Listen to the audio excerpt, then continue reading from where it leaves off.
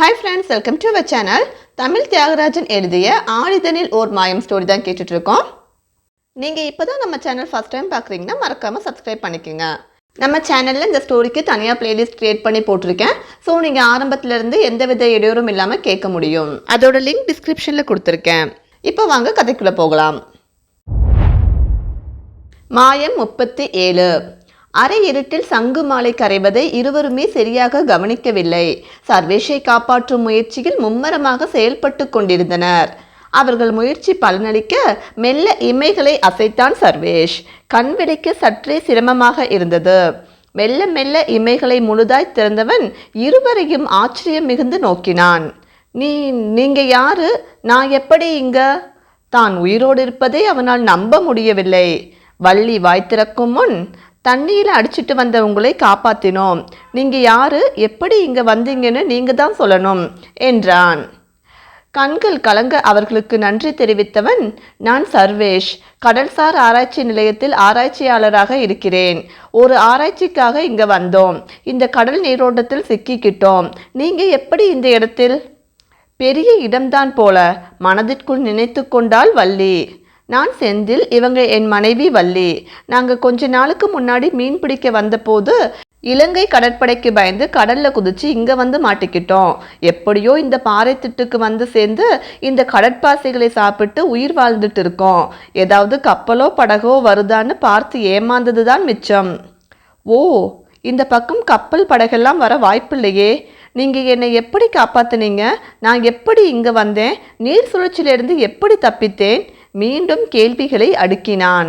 அதெல்லாம் தெரியலங்க, தண்ணியில் ஏதோ வர்ற மாதிரி தெரிஞ்சது. என்னன்னு உத்து பார்த்தப்பதான் உங்களை பார்த்தேன்.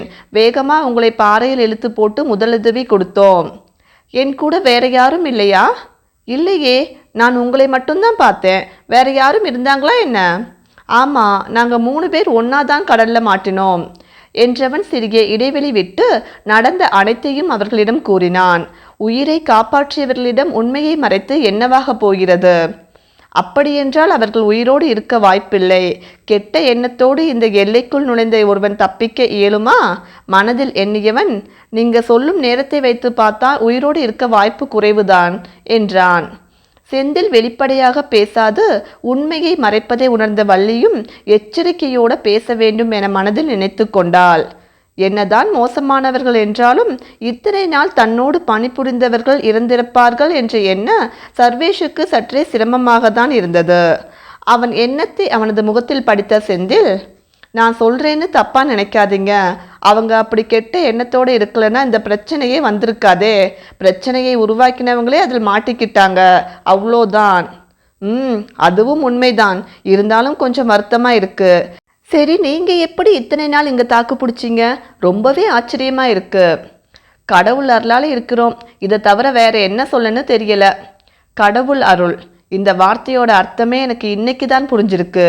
இப்போ உங்கள் மூலமாக அதை திரும்பவும் உணர்கின்றேன். கடவுள் அருள் இருந்தால் எதுவும் சாத்தியமே. சாத்தியமில்லாத எந்த செயலும் இல்லை. இல்லாட்டி அந்த இடத்துல சிக்கின நான் உயிரோடு தப்பிக்க வாய்ப்பே இல்லை. சரியா சொன்னீங்க.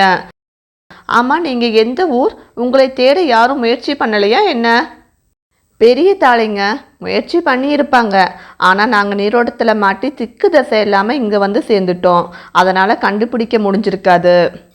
என்னமோ கெட்டதுலேயும் நல்லதுங்கிற மாதிரி என் நல்ல நேரம் உங்களை இங்கே இருக்க வச்சிருக்கு. எப்படியோ நான் தப்பிச்சிட்டேன். என் மனைவிக்கு கடவுள் பக்தி அதிகம். அதுதான் என்னை காப்பாற்றி இருக்கு. உணர்ச்சி பெருக்குடன் கூறினான். சாவின் விளிம்பை கண்டு பெற்ற ஞானம் அல்லவா? நம்மை சுற்றி நடக்கிற ஒவ்வொரு நிகழ்வும் காரண காரியத்தோடு தான் கடவுள் நடத்துகிறார். நமக்கு தான் அது புரிவதில்லை. சிறிது நேரம் இருவரும் பேசி இருக்க இயல்பானான் சர்வேஷ். சிஸ்டர் ரொம்ப சைலண்டா? நீங்கள் மட்டும்தான் பேசுகிறீங்க. கேட்டீங்களே ஒரு கேள்வி. இவளை சைலண்ட்னு சொன்னால் இந்த கடல் தண்ணியே வத்திடும் போங்க. அப்புறம் நாம் 3 பேரும் நடந்தே கரைக்கு போயிடலாம் என்று கூறி கலக்கலவென சிரித்தான் செந்தில். ஏய் மாமா, ஏன் மாமா மானத்தை வாங்குற? முறைத்தாள். இந்த இடத்திலும் கணவன் மனைவி ஒன்றாக இருந்தால் சந்தோஷமாக இருக்க இயலுகிறதே. ஒவ்வொரு முறையும் என்னை பிரிந்து என் வருகைக்காக ஏங்கிக் கொண்டிருக்கதானே செய்கிறாள் சம்யுக்தா என சர்வேஷ் எண்ணிக்கொண்டிருக்க, புதுசாக பார்க்குறவங்க கிட்ட சட்டன்னு அதிகமாக பேச மாட்டான். அதோட எதிர்பார்க்காம ஒவ்வொன்றா நடந்ததில் கொஞ்சம் அதிர்ச்சி ஆயிருக்கான் என்று அவளை விட்டு கொடுக்காது கூறினான் செந்தில். நீங்கள் 2 பேரும் பேசிட்டு இருந்தீங்க, அதனால் டிஸ்டர்ப் பண்ணலன்னா? சரிம்மா, இப்போ வரை என்னால் நான் உயிர் பிழைச்சதை நம்பவே முடியலை என்றபடி பேச்சை தொடர்ந்தான். மூவரும் பாறை மேல் அமர்ந்திருந்தனர். சர்வேஷுக்கும் செந்திலுக்கும் இடையே நல்லதொரு நட்பு மலர்ந்திருந்தது. சர்வேஷ் பேரிடரை சந்தித்து மீண்டிருந்ததால் இவர்கள் எங்கேயே எப்படி தங்கியிருக்க இயலும் போன்ற கேள்விகள் எழ மறந்திருந்தது. ஆளி அன்னை மடியிலிருந்து ஆதவன் துயிலெழப் போவதன் அடையாளமாக பொன்மஞ்சள் கதிர்களின் ஒளி விண்ணில் லேசாக ஒளிர்ந்தது. வானில் காற்றை கிழித்து கொண்டு இரைச்சலாக வந்த ஒளியில் மூவரும் மேலே எட்டி பார்த்தனர். சர்வேஷ் குழுவினரை தேடி சந்தனமலை மேல் பறந்து வந்து கொண்டிருந்தது ஹெலிகாப்டர்கள். அதனை கண்டதும் சர்வேஷ் முகத்தில் பிரகாசம். நம்மளை இங்கிருந்து அழைத்துச் செல்லதான் வந்திருக்கு, உற்சாகமாக கூறினான். அப்பொழுதே கழுத்தில் இருந்த சங்கு மாலை கரைவதை கண்டான் செந்தில். உடனடியாக வள்ளியிடமிருந்தும் மாளிகை பெற்றவன் அதை நீரில் கரைத்தான். மனதில் ஆழ்ந்து ஆதிலிங்கேஸ்வரரை நினைத்தவன் அந்த நீரை மூவர் மீதும் படும்படி தெளித்தான். சந்தன மலையை சுற்றி வட்டமிட்டது ஹெலிகாப்டர். ஏதாவது தெரிகிறதா என்று தன் பைனாக்குலரில் நன்றாக உற்று பார்த்து கொண்டிருந்த விஜயன் முகத்தில் சிறு உற்சாகம் பிறந்தது. என்ன சார், ஏதாவது தெரிஞ்சதா? ஆமா ரமேஷ், கொஞ்சம் ரைட் சைட் போ. அவரது பேச்சு கிணங்கி ஹெலிகாப்டரை வலது பக்கமாக கொண்டு சென்றான். பைனாக்குலரை நன்கு ஜூம் செய்து பார்த்த விஜயன், அந்த பாறை மேலே 3 பேர் இருக்க மாதிரி தெரியுது, கொஞ்சம் டவுன் பண்ணு, பட் பி கேர்ஃபுல் என்றார். இந்த இடத்தில் பிரச்சனை இருக்காதுன்னு தான் நினைக்கிறேன் சார் என்றபடி ஹெலிகாப்டரை தாழ்வாக கொண்டு சென்றான். கைகளை உயர்த்தி அசைத்து காண்பித்தனர் சர்வேஷும் செந்திலும். மூவர் நிற்பது நன்றாக தெரிய அவர்கள் அருகே சென்றனர். மேலும் தெளிவாக அவர்களை விஜயனுக்கு காட்டியது அவரது தொலைநோக்கி. காணாமல் போனவங்க 3 பேரும் ஆண்கள் என்றுதானே சொன்னாங்க, அங்க ஒரு பொண்ணும் நிற்கிறா? ஆச்சரியத்தோடு கேட்டார். நல்லா பாருங்க சார், வயசானதுல பார்வை குறைந்திருக்கும். என்னையே கலைக்கிற, கவனிச்சுக்கிறேன்டா உன்னை கூறி சிரித்தவர் நன்கு பார்த்து விட்டு, அது பொண்ணுதான், அவளையும் சேர்த்து 3 பேர் நிற்கிறாங்க, சரி நீ கீழே க்ளோஸாக போய் ஏணியை போடு. ஓகே சார் என்றபடி ஹெலிகாப்டரை நன்கு தாழ்ந்து பறக்க செய்து மூவரும் ஏற வசதியாக தொங்கு ஏணியை செலுத்தினான். அதே நேரம் எப்படியோ ஓரளவு மீன் கிடைத்து விட்டது. இனி கரைக்கு திரும்பலாம் என்று படகில் கரையை நோக்கி பயணிக்க துவங்கினர் மணி மற்றும் சங்கர். மந்தாகினி வீட்டிற்கு பெண் கேட்டு செல்ல அந்நேரமே துயில் கலைந்து விடியலுக்காக காத்திருந்தார் ராசாத்தி. யாரெல்லாம் அங்கே செல்ல போகிறார்கள்? சுகந்தாபுரியும் மரகத லிங்கமும் உலகின் வெளிச்சத்திற்கு வருமா? சாதனை படைப்பானா சர்வேஷ்? அப்படி அறியப்படும் போது சுகந்தாபுரி மக்களின் அடுத்த நிலை என்ன? மாயம் 38. தொங்கு ஏணியில் முதலில் வள்ளியை ஏற்றிவிட்டு அதன் பின்னர் சர்வேஷ் மற்றும் செந்தில் ஏறிச் சென்றனர்.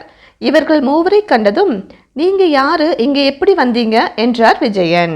தன்னை அறிமுகப்படுத்தி கொண்ட சர்வேஷ் செந்தில் மற்றும் வள்ளி பற்றி கூறினான். உடனே முகம் மலர்ந்த விஜயன், இவங்களை பற்றி தானே சொன்ன ரமேஷ், கடைசியா நாமளே அவங்களை காப்பாத்திட்டோம், சந்தோஷமா என்றார். நிஜமா ரொம்ப சந்தோஷமா இருக்கு. ஆமா, நீங்க 2 பேரும் எப்படி, எங்க இருந்தீங்க இவ்வளவு நாளா? இருவருமே யோசிக்க துவங்கினர். இவ்வளவு நாள் எங்க, எப்படி இருந்தோம்? அந்த பாறையில உட்கார்ந்திருந்தோம், அதுக்கப்புறம் என்னமோ நடந்ததே. யோசித்த வள்ளிக்கு மண்டையை பீத்தது. அதற்கு மேல் எதுவும் நினைவில் வர மறுத்தது. செந்திலுக்கும் கிட்டத்தட்ட அதே நிலைதான். எப்படி தப்பிச்சோம்னு எங்களுக்கே தெரியலங்க, எப்படியோ தப்பிச்சிட்டோம். அந்த பாறை திட்டு தான் அடைக்கலமும் உணவும் கொடுத்துச்சு என்றான் செந்தில். ஆச்சரியம் நிரம்ப அவர்களை நோக்கினர் இருவரும். இடை புகுந்த சர்வேஷ், அவங்க தப்பிச்சது மட்டும் இல்லாம என்னையும் அவங்க தான் காப்பாத்தினாங்க என்றான். சாரி சார், இவங்களை பார்த்ததுல மற்ற விஷயத்தை மறந்துட்டேன். நீங்க 3 பேர் தானே கடல்ல மாட்டிக்கிட்டது? ஆமா சார். நீங்க எப்படி அவ்வளவு டேஞ்சரான இடத்துக்கு போனீங்க? ஒரு மெரைன் ஆராய்ச்சியாளரா இந்த விஷயமெல்லாம் உங்களுக்கு நன்றாகவே தெரிஞ்சிருக்குமே. தெரியும் சார், பட் தெரிஞ்சு என்ன பண்ண? என்னோட கொலிக் நித்தின் ஏதோ தப்பான திட்டத்தோட நாங்கள் தடுத்தும் கேட்காம எங்களை நீரோட்டத்துக்குள்ளே கொண்டு போயிட்டான். என்ன நடந்தது? மற்றவங்களுக்கு என்னாச்சு? நீங்கள் எப்படி அந்த நீரோட்டத்திலிருந்து வெளியே வந்தீங்க? ரோபோட்டிக் கேமராவை அந்த பகுதிக்கு செலுத்தி பார்த்ததில் கோட்டை சுவர் மாதிரி ஏதோ தெரிந்தது. ஆனால் என்னவென்று சரியாக தெரியவில்லை. அதற்குள் கேமராவோட கனெக்ஷனும் கட் ஆயிடுச்சு. அதை பார்த்ததுமே நிதின் கட்டாயம் போய் பார்க்கணும்னு சொன்னான். எவ்வளவோ தடுத்தும் கேட்காமல் மலையை நோக்கி நீர்மூழ்கி இயந்திரத்தை செலுத்தினான்.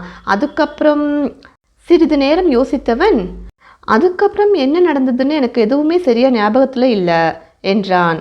அனைவருக்கும் சந்தன மலையின் எல்லைக்குள் நடந்த நிகழ்வுகள் மறந்திருந்தது. சங்கு மாலையை கரைத்து அந்த நீரை மூவர் மீதும் அறிந்தே தெளித்திருந்தான் செந்தில். இவர்கள் மூவர் மனதிலும் தவறான எண்ணங்கள் இல்லை என்றாலும் இதை பற்றிய விஷயங்கள் வெளியே அறிய வருவது பாதுகாப்பானதாக இருக்காது. அதற்காகவே சித்தர் கூற்றினை ஏற்று அதை செய்திருந்தான் செந்தில். ஓகே சார், உங்களை உங்கள் போட்டில் விட்டுட்டு மற்றவங்களை தேட முயற்சி பண்ணுறோம். But sorry to say this, அவங்க உயிரோடு இருக்க வாய்ப்பு குறைவுதான். நீங்கள் உயிர் தப்பியதே மிகவும் ஆச்சரியம்தான் என்றவர் இரவு நடந்தவற்றை கூறினார். ரொம்ப தேங்க்ஸ் சார், ரொம்ப ரிஸ்க் எடுத்து எங்களை காப்பாற்றி இருக்கீங்க. இட்ஸ் ஓகே, இது எங்கள் டியூட்டி. இவர்களை அவர்களது படகில் விட்டுவிட்டு மற்றவர்களை தேடும் பணியை தொடர்ந்தனர். தகவல் கொடுக்கப்பட்டிருந்ததால் சர்வேஷின் வருகைக்காக வருணும் ரகுராமும் காத்திருந்தனர். சர்வேஷை கண்டதும் கட்டி தழுவி தங்கள் உற்சாகத்தை வெளிப்படுத்தினர். சர்வேஷிடம் நடந்தவற்றை கேட்டறிந்தவர்கள் நிதின் மற்றும் ஆனந்த் பற்றி தாங்கள் அறிந்ததை கூறி, நல்ல வேலை நீ எப்படியோ தப்பிச்சிட்ட, அவங்க நம்ம கூட வந்ததே தப்பான எண்ணத்தோட தான், அவங்களால உனக்கு எதுவும் ஆகலை, அதுவே போதும், இனி அவங்களுக்கு என்ன ஆனாலும் சரி சரி அதை விடு என்று தாங்கள் சேகரித்த தடயவியல் பொருட்களை காட்டி சர்வேஷை இன்பக் கடலில் மூழ்கடித்தனர். ஆச்சரியம் என்ன அவற்றை பார்த்தவனிடம், நம்ம ப்ராஜெக்ட் சக்சஸ் ஆயிடுச்சு, இங்க ஊர் இருந்ததற்கான எல்லா தடயங்களும் இருக்கு என்றான் ரகு உற்சாகமாக. வாவ் சூப்பர் என்று உற்சாகத்தில் கத்தினான் சர்வேஷ். சர்வேஷை காப்பாற்றியவர்கள் என்பதால் செந்தில் மற்றும் வள்ளி மீது நன்மதிப்பை கொண்டனர். இருவருக்கும் உணவுகள் வழங்கியவர்கள் பாவம் எத்தனை நாள் சாப்பாடு இல்லாமல் கஷ்டப்பட்டார்களோ என்று அவர்களுக்காக வருந்தினர். தங்கள் ஆராய்ச்சி நிலையத்திற்கு தொடர்பு கொண்டு விவரம் தெரிவித்தனர். அவர் மகிழ்ந்தாலும் ஆனந்த் மற்றும் நிதின் இன்னும் கிடைக்கவில்லை என்ற வருத்தம் மேலோங்கி இருந்தது. ஆனால் அவர்கள் பற்றிய முழு விவரமும் அறிந்து அந்த வருத்தம் விலகி இவ்வளவு பெரிய துரோகத்தை செய்ய நினைச்சிருக்காங்க. ஆனால் துறை ரீதியாக நடவடிக்கை எடுக்கணும்னா ஆதாரம் வேண்டுமே, இதை மட்டும் ஆதாரமாக வச்சுக்கிட்டு நம்மால் ஒன்றும் செய்ய முடியாதே என்றார் வருத்தத்தோடு. பார்க்கலாம் சார், அவங்க எப்படி கம்யூனிகேட் பண்ணினாங்கன்னு தெரிஞ்சால் நமக்கு ஃபர்தராக ஏதாவது எவிடன்ஸ் கிடைக்க சான்ஸ் இருக்குது. Okay boys, you all take care, சேஃபாக வாங்க, மற்றதை பிறகு பார்க்கலாம் என்று கூறி இணைப்பை துண்டித்தார். அங்கிருந்து உடனடியாக சம்யுக்தாவிற்கும் தகவல் தெரிவிக்கப்பட்டது. தான் வணங்கிய எல்லா இறைவனுக்கும் நன்றி தெரிவித்தாள். மகளை மெத்தையில் படுக்க வைத்துவிட்டு அருகே படுத்தவள் மெல்ல இமைகளை மூடி களைப்பில் துயில் கொள்ள துவங்கினாள். சிறிது நேரத்தில் இவர்களை தொடர்பு கொண்ட விஜயன், இன்னும் எந்த முன்னேற்றமும் இல்லை, நீங்க கிளம்புங்க, அவங்க கிடைச்சா நாங்கள் நேரடியாக வந்துடுறோம் என்றார். முதலில் இவர்களை பெரிய தாளை கடற்கரையில் இறக்கிவிட்டு செல்லலாம் என்று சர்வேஷ் கூற, அதனை ஏற்று பெரிய தாளையை நோக்கி புறப்பட்டது அந்த நவீன ரக படகு. சரியாக மணி படகினை நங்கூரமிட்டு நிறுத்தி கொண்டிருந்த நேரம் அங்கே வந்தது சர்வேஷின் படகு. என்னடா நம்ம ஊர் பக்கம் புதுசா ஏதோ ஒரு போட் வருது என்று சங்கரிடம் கூறினான் மணி. தெரியலையேனா என்றபடி இருவரும் அந்த போட்டை பார்த்திருந்தனர். செந்திலுக்கு மீண்டும் நன்றி தெரிவித்தவன் அவனது விசிட்டிங் கார்டை கொடுத்ததோடு மறவாது செந்திலின் ஃபோன் நம்பரையும் பெற்றுக்கொண்டான். வீட்டுக்கு வந்துட்டு போங்கண்ணா. இல்லைம்மா, இப்போ நாங்கள் அவசரமாக போயாகணும், இன்னொரு நாள் என் ஃபேமிலியோட கண்டிப்பாக வருவேன் என்று கூறி விடை பெற்றான். அவர்களை கரையோரம் இறக்கிவிட்டு சென்னையை நோக்கி சீறிப்பாய்ந்தது அந்த படகு. மணியை கண்ட செந்தில் உற்சாகத்தோடு டேய் மணி என்று கத்தினான். தன் காதுகளையும் கண்களையும் நம்ப இயலாது ஆச்சரியத்தில் திளைத்த மணி, செந்தில் வள்ளி என கத்தியபடியே அவர்களை நோக்கி ஓடினான். இருவரும் கட்டி அணைத்து தங்கள் ஏக்கத்தையும் நட்பையும் வெளிப்படுத்த செந்திலண்ணாவும் மல்லியக்காவும் திரும்ப வந்துட்டாங்க என்று உற்சாக கூச்சலிட்டான் சங்கர். சிறிது நேரம் மணிக்கு பேச்சே வரவில்லை. விவரம் எதுவும் கேட்க தோன்றவில்லை. அவர்கள் உயிருடன் வந்தது பெரும் மகிழ்ச்சியை தந்தது. மூவரும் வீட்டை நோக்கி ஓட்டமும் நடையுமாக சென்றனர். அன்னத்திற்கு இருவரையும் கண்டதும் ஆனந்த கண்ணீர் பெருக்கெடுத்தது. திருச்செந்தூர் முருகா, என் பிள்ளைங்களை காப்பாத்திட்டப்பா என்று பெருங்குரலில் கூறியவர் இருவரையும் ஆரத்தழுவி தன் மகிழ்ச்சியை வெளிப்படுத்தினார். மாடசாமி, குணவதி, ராசாத்தி, சபாபதி என அனைவரும் அவ்விடத்தில் சூழ்ந்தனர். அம்மாவை தவிக்க விட்டுட்டியேம்மா என்று கண்ணீரோடு வள்ளியை கட்டி அணைத்து முத்தமிட்டார் குணவதி. இத்தனை நாள் காணாத பெற்றவர்களும் அவர்களது ஏக்கமும் கண்டவர்கள் உணர்ச்சி பொங்க இருந்தனர். அதீத மகிழ்ச்சியின் வெளிப்பாடாக சில கணங்கள் அங்கே மௌனமே ஆட்சி செய்தது. இனி தங்களுக்கு இல்லையோ என்று நினைக்க வைத்த பிள்ளைகள் இன்று கண்முன்னே எந்த சேதமுமின்றி நிற்பதைக் கண்ட பெற்றவர்கள் கொண்ட ஆனந்தத்திற்கு எல்லை இல்லை. ஊர்க்காரர்கள் ஒவ்வொருவராக விஷயம் கேள்விப்பட்டு வரத் துவங்கினர். மந்தாகினியும் அவ்விடம் வந்தாள். அவளை கண்டதும் மனதில் புது உற்சாகம் பிறக்க அவளை கண்களால் பருகினான் மணி. இத்தனை நாள் மறைத்த காதல் அனைத்தையும் தேக்கி வைத்திருந்தது அந்த பார்வை. அவனை முறைத்தாள் மந்தாகினி.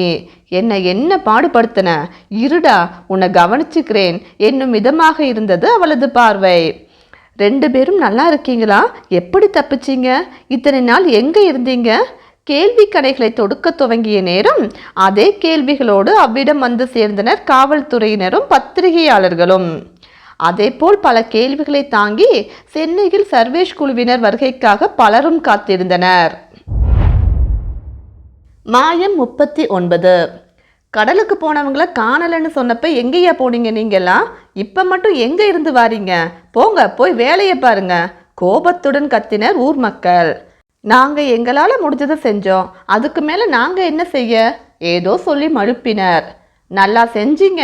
உங்களுக்கு பரபரப்பா ஒரு நியூஸ் கிடைச்சா அன்னைக்கு ஃபுல்லா போடுவீங்க, அடுத்து வேற ஒரு நியூஸ் கிடைச்சா இதை அப்படியே விட்டுட்டு போயிடுவீங்க. சின்னதா அதை பத்தி சொன்னா கூட அது சம்மந்தப்பட்டவங்களுக்கு உதவியா இருக்கும். உங்க பாப்புலாரிட்டியை மட்டும் பார்க்காம கொஞ்சம் நல்லதும் செய்யுங்க என்றான் மணி. ஓகே சார், நீங்கள் சொன்னதை நாங்கள் ஸ்டேஷனில் சொல்லி பரிசீலிக்கிறோம். இப்போ கொஞ்சம் அவங்களை பேட்டி எடுத்துக்கிறோம் ப்ளீஸ். அவர்கள் காரியத்தில் கண்ணாக இருந்தனர். பத்திரிகையாளர்கள் துளைத்து துருவி கேட்ட கேள்விகளுக்கெல்லாம் தங்கள் நினைவில் இருந்த விஷயங்களை வைத்து பதில் சொல்லி சளைத்தனர். நாங்கள் இப்படி ஒரு இக்கட்டில் மாட்டி தப்பிச்சு வந்ததில் ஒரு விஷயத்தை புரிஞ்சுக்கிட்டேன், அதை சொல்லலாமா என்றான் செந்தில் பத்திரிகையாளர்களிடம். தாராளமாக சொல்லுங்க, உங்கள் கருத்தை கேட்கத்தானே நாங்கள் வந்திருக்கோம். இயற்கையை காப்பாற்றுறோம்னு ஒரு பக்கம் சொல்லிக்கிட்டு சில விஷயங்கள் செய்கிறாங்க. ஆனால் மறுபுறம் இயற்கைக்கு எதிராக எல்லா பழக்கங்களையும் செய்கிறோம். ஆனால் உண்மைகளை நாம் இயற்கையை காப்பாற்ற எதுவுமே செய்ய வேண்டியதில்லை. தீங்கு மட்டும் செஞ்சு இயற்கையை அழிக்காமல் இருந்தால் போதும். அப்படியே தொடர்ந்து தீங்கு செய்தாலும் பாதிப்பு நமக்கும் நம்ம சந்ததிகளுக்கும் மட்டும்தான் என்பதை ஒவ்வொருவரும் புரிந்து செயல்பட வேண்டும். இயற்கை தன்னைத்தானே பாதுகாத்து கொள்ளும். நாம் தீங்கிழைக்கும் பட்சத்தில் அது பெரும் மாற்றங்களை ஏற்படுத்தி தன்னை சீர்படுத்தி கொள்ளும். அந்த மாற்றங்கள் மனித குலத்திற்கு பேரிடராக அமையும் என்பதை நாம் உணர வேண்டும். அவ்வளவுதான். கூடியிருந்த அனைவரும் கரவோசை எழுப்பினர். அப்படின்னா நாம இயற்கையை பாதுகாக்க எதுவும் செய்ய தேவையில்லைன்னு சொல்றீங்களா? அவன் சொன்னதையே கேள்வியாக மாற்றி திருப்பி கேட்டார் ஒரு பத்திரிகையாளர். ஆமா, இயற்கையை பாதுகாக்க நாம எதுவுமே செய்ய தேவையில்லை. இயற்கை தன்னைத்தானே பாதுகாத்து கொள்ளும். இயற்கையே நமக்கு அரண்.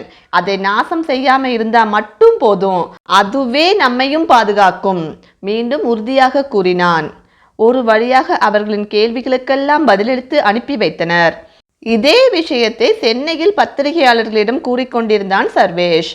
பல கேள்விகளுக்கு பதிலளித்த பின், சங்க இலக்கியங்களில் வரும் நகரங்கள் சில கடலுக்கடியில் மூழ்கியதற்கான ஆராய்ச்சியில் இருப்பதா சொன்னீங்க, அதில் ஏதாவது கண்டுபிடிச்சிருக்கீங்களா? ஆமாம், முதல் கட்டத்தில் வெற்றி பெற்றுள்ளோம். மேற்கொண்டு ஆராய்ச்சி முடிவுகள் வந்ததும் உங்களுக்கு தெரியப்படுத்துகின்றோம் என்று கூறி அவர்களை அனுப்பி வைத்தனர். முதல் வேலையாக சம்யுக்தாவை அழைத்த சர்வேஷ் அவளிடமும் சுரக்ஷாவிடமும் பேசி சிறிது நேரத்தில் வீட்டிற்கு வருவதாக கூறினான். உற்சாகத்தில் குதித்து கொண்டிருந்தாள் சுரக்ஷா. ஃபார்மாலிட்டிஸ் அனைத்தையும் வேகமாக முடித்துக்கொண்டு அவரவர் வீட்டிற்கு விரைந்தனர்.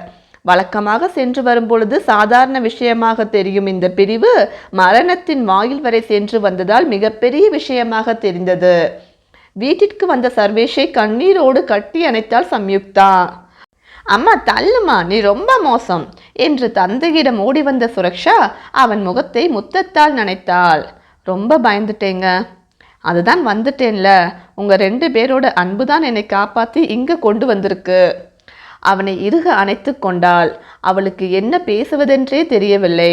சில நிமிடங்கள் அப்படியே கரைய, சாயங்காலம் எல்லாரும் கோவிலுக்கு போயிட்டு வரலாமா என்றான். தன் காதுகளையே நம்ப இயலாதவள், என்ன சொன்னீங்க, கோவிலுக்கா? அதிர்ச்சியோடு கேட்டாள்.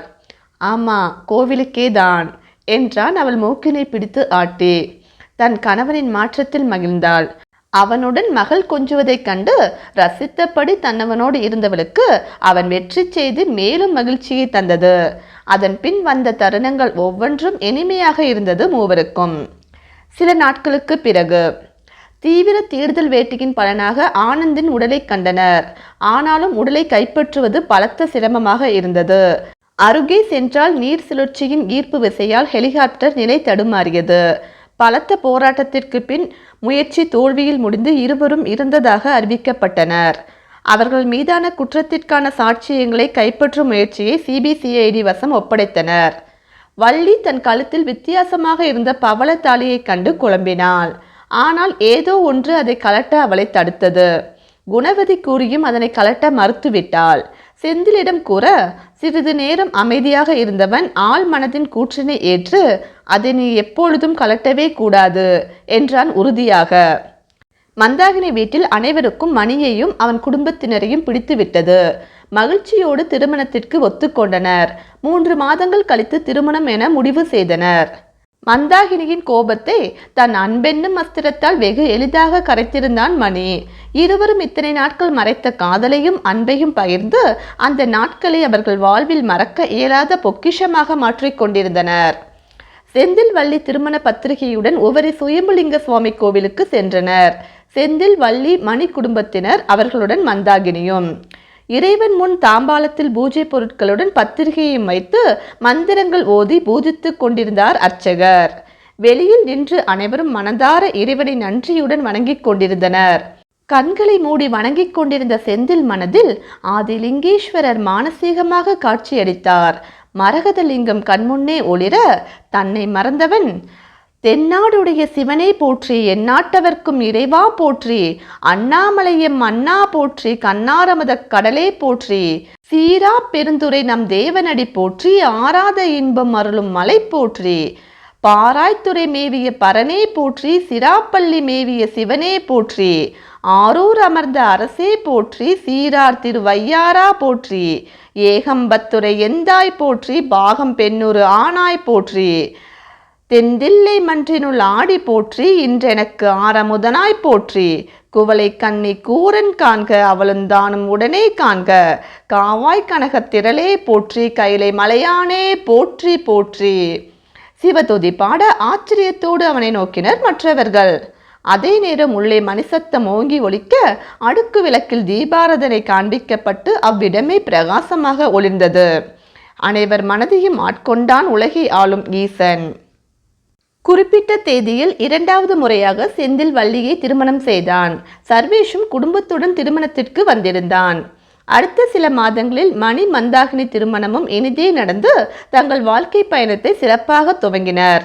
சந்தன மாளிகையை சுற்றி சுமார் 2 கிலோமீட்டர் பரப்பளவிற்கு ஆபத்தான ஆழ்கடல் நீரோட்ட பகுதி என அறிவிக்கப்பட்டு எல்லா நாடுகளுக்கும் அப்பகுதியில் ஆராய்ச்சி மேற்கொள்வது தடை செய்யப்பட்டது. சுகந்தாபுரியை தேடிச் சென்ற சர்வேஷ் சுகந்தாபுரியை சுற்றிலும் பல நகரங்கள் இருந்ததற்கான தடயங்களை கண்டுபிடித்து தங்கள் ஆராய்ச்சியை வெற்றிகரமாக நடத்தி முடித்தனர். வள்ளியின் விருப்பத்திற்கிணங்க செந்தில் வள்ளி மணி மந்தாகினி ஜோடிகள் குணவதியின் அனுமதியுடன் கடலுக்கு சென்று சிப்பி தீவில் மகிழ்ச்சியாக பொழுதை கழித்தனர். கடல் அலைகள் தாளாட்ட கடலம்மா தம்பதியரை ஆசிர்வதித்தாள். இனி என்றும் சுகமே, நாம் செய்யும் நன்மைகள் என்றென்றும் நம்மை காக்கும். சுபம். ஃப்ரெண்ட்ஸ், இந்த ஸ்டோரிக்கு சப்போர்ட் பண்ண எல்லாருக்கும் என் மனமார்ந்த நன்றிகள். கதை முழுக்க கற்பனை மட்டுமே. ஸோ எங்கேயாவது லாஜிக் இடிச்சிருந்தா ஃப்ரீயாக விட்டுருங்க. கதை பிடிச்சிருந்தா மறக்காமல் லைக் பண்ணுங்கள், ஷேர் பண்ணுங்கள். கதை பற்றின உங்களோட கருத்துக்களை மறக்காமல் கமெண்ட்டில் சொல்லுங்கள். மறக்காமல் நம்ம சேனலை சப்ஸ்கிரைப் பண்ணிவிட்டு தொடர்ந்து பாருங்கள். மீண்டும் அடுத்த கதையில் சந்திக்கலாம். நன்றி.